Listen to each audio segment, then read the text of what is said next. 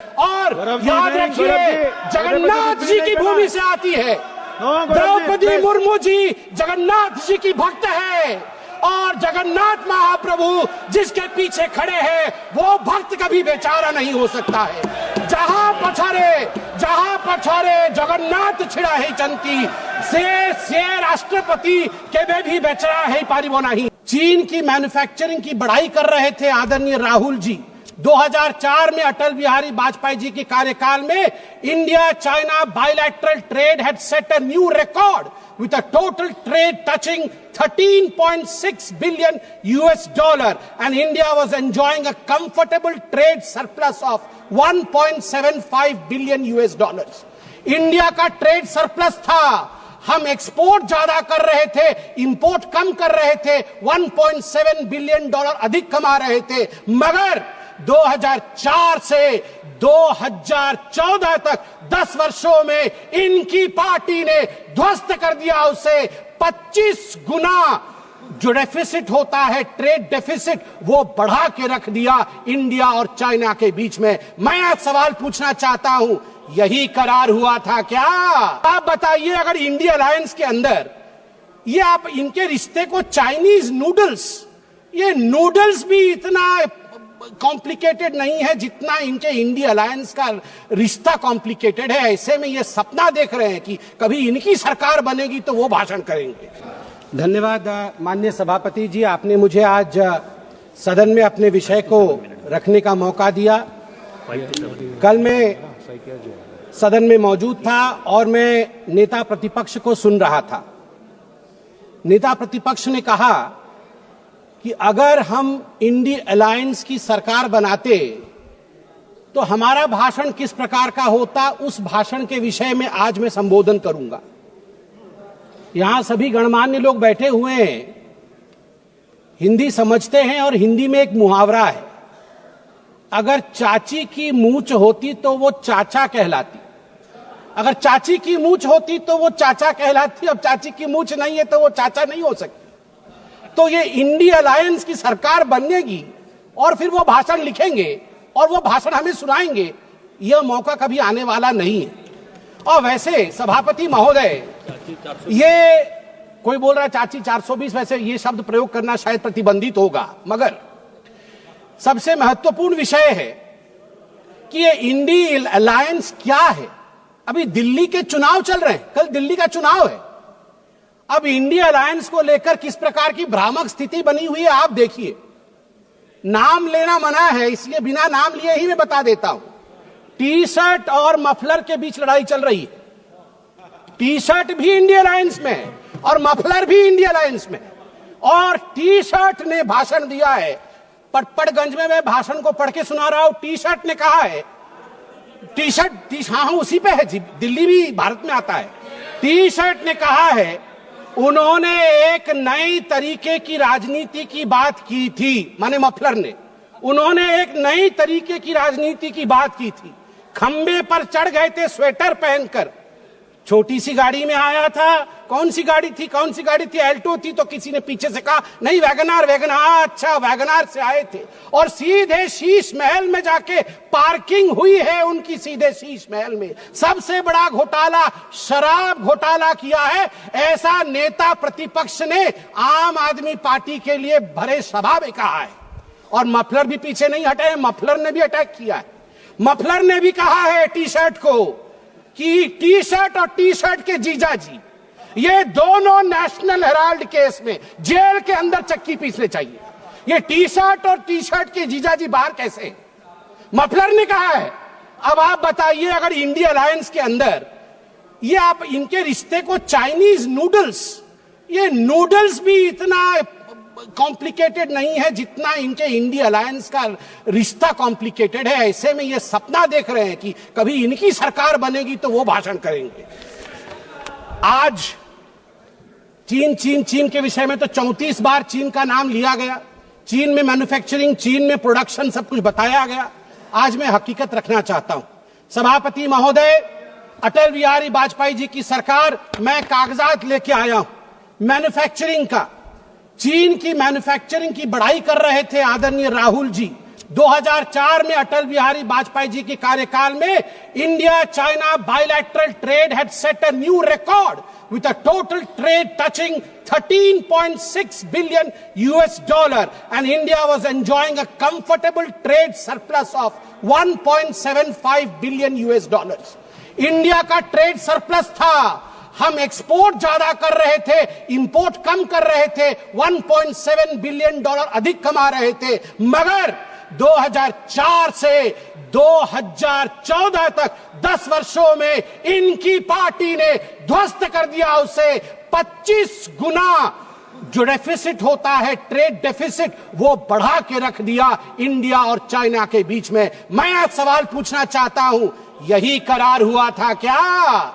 ये जो दोनों गए थे चीन में, MOU साइन हुआ था शी जिनपिंग के साथ, राहुल गांधी जी ने किया था, क्या यही करार किया था?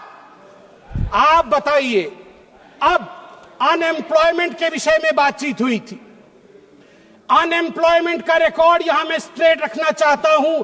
RBI KLEMS, capital labour energy material और सर्विसेज, इसके माध्यम से देश का एम्प्लॉयमेंट निर्धारित होता है। मैं आपको यहां आंकड़े दे दूं, जहां 2004 से 14 के बीच जब यूपीए की सरकार थी तो मात्र 2.9 करोड़ नौकरी दी गई थी। वही मोदी जी के 10 वर्ष के कालखंड में 2014 से 2024 के बीच 17 करोड़ की नौकरी दी गई है। 2.9 करोड़ वर्सेस 17 करोड़। यूपीए की कार्यकाल में एम्प्लॉयमेंट का ग्रोथ रेट मात्र 6% था, और वही मोदी जी के कार्यकाल में 10 वर्षों से एम्प्लॉयमेंट का रेट 6% से बढ़ के 36%, 36% हुआ है। और कल राहुल गांधी बोल रहे थे कि यूपीए भी फेल हुई, एनडीए भी फेल हुई। अरे राहुल जी, यूपीए तो फेल हुई, आप फेल हुए, मतलब यूपीए, वो आप जो है वो 8 तारीख को फेल होगी। आप तो फेल हुए ही हुए हैं, मगर हम डिस्टिंक्शन के साथ पास हुए हैं, डिस्टिंक्शन के साथ। युवाओं के बारे में राहुल जी बोल रहे थे। इंडिया स्किल रिपोर्ट पढ़िए साहब, India skill report. Youth employment of graduates singularly and drastically increase from 33.95% in 2013 to 54.81% in 2024। ये जंप है, ये छलांग है मोदी जी के अंतर्गत। सभापति महोदय, अधिक समय नहीं लूंगा। मैं आपको 2 और छोटे छोटे विषय हैं, गंभीर विषय है, वो रखना चाहता हूं। एक विषय है चीन को लेकर। चीन को लेकर कहा गया कि आर्मी और प्रधानमंत्री के बीच कहीं ना कहीं संबंध खराब है। चीन को लेकर कहा गया कि हमारी जमीन हड़प ली चीन ने। 38,000 वर्ग किलोमीटर, 38,000 स्क्वायर किलोमीटर भारतवर्ष का जमीन चचा नेहरू ने चीन को दिया था। और मैं यहां पर ऑन रिकॉर्ड नेहरू जी के भाषण को रख रहा हूं। नेहरू जी ने भाषण देते हुए अक्षय चिन्ह पर जब अटैक हुआ था उनके ऊपर इसी पार्लियामेंट में, तो नेहरू जी ने क्या कहा था? ध्यान से सुनिए, नेहरू जी ने क्या कहा था? Not a blade of grass grows there, not a blade of grass grows there, 17,000 feet high, uninhabitable, and we didn't even know where it is। तो हमने दे दिया। तो आप जानते हैं सभापति महोदय, महावीर त्यागी जो खुद कांग्रेस के ही मंत्री थे, नेहरू जी के कैबिनेट के, वो खड़े हुए और महावीर त्यागी जी के बाल नहीं थे, उन्होंने अपना सर दिखाया और कहा, Nehru ji, this head, bald head, does not grow any hair. Should I give the head to someone else? Should I give the head to someone else? तो नेहरू जी भी शर्मिंदा हो गए थे, आर्मी, अंत कर रहा हूं साहब, आर्मी, ये गंभीर विषय है, मुझे और 2 मिनट दीजिए। आर्मी को लेकर राहुल जी ने कहा कि मोदी जी और आर्मी के बीच खाई है। मैं 2012 के एक आर्टिकल की ओर जो इंडियन एक्सप्रेस में छपा था, आपका ध्यान आकृष्ट करना चाहता हूं। हर किसी को वो आर्टिकल पढ़ना चाहिए। The January night, Raisana Hill was spooked. 2 key army units moved towards Delhi without notifying government. और इस आर्टिकल में कहा गया है मनमोहन सिंह जी को और गांधी परिवार को लगा था कि आर्मी तख्ता पलट कर रही है। अंत में द्रौपदी मुर्मू जी जो महामहिम राष्ट्रपति है वो मेरे राज्य से आती है, वे उड़ीसा से आती है। इसलिए जब उनको पुअर लेडी और पुअर थिंग कहा जाएगा, उड़िया अस्मिता कभी चुप नहीं रहेगा। मैं बोलूंगा, ऐ जगदम्ब मदम्ब कदम्ब हवन प्रियवासिनी हासरते शिखरि शिरोमणि तुंग हिमालय शृंग निजालय मध्य गते मधु मधुरे मधु कैटभ भंजिनी रासरते जय जय हे महिषासुर मर्दिनी रम्य कपर्दिनी शैलसुते रम्य कपर्दिनी शैलसुते। भारत की नारी दुर्गा है और यहां शिव जी की बात राहुल जी करते हैं। आदि देव शिव है, आद्य शक्ति मां दुर्गा है। याद रखिए, हमारी राष्ट्रपति आदिवासी है।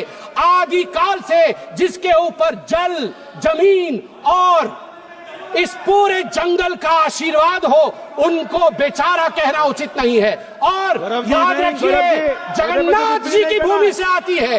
द्रौपदी मुर्मू जी जगन्नाथ जी की भक्त है और जगन्नाथ महाप्रभु जिसके पीछे खड़े हैं वो भक्त कभी बेचारा नहीं हो सकता है। जहां पछारे जगन्नाथ छिड़ा है चंती से राष्ट्रपति केबे भी बेचारा है पारिबो नहीं। আজি मु कहबाकू चाहे 4.5 कोटी ओडियांक पक्षरे 4.5 कोटी ओडियांक मौड़मणि होचंती महाप्रभु जगन्नाथ।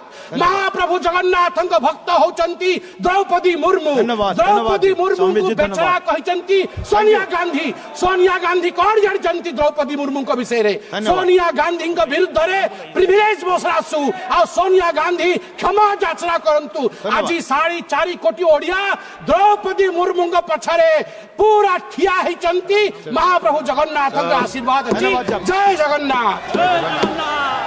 माननीय सदस्य श्री उमेदाराम बेनीवाल जी